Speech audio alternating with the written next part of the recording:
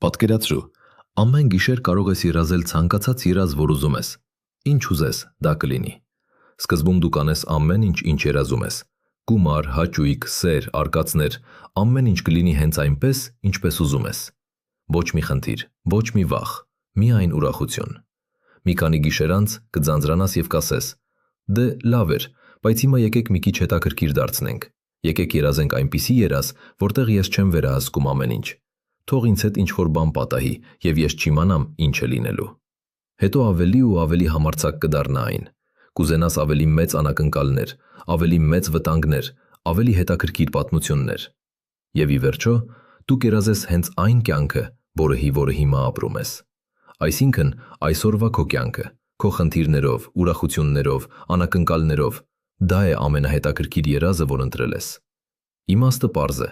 Կյանքը նման է երազի, որտեղ մենք ինքներս ենք ընտրել մոռանալ, որ ամեն ինչ վերահսկում ենք, որպեսզի իսկապես զգանք արկածը եւ անակնկալը։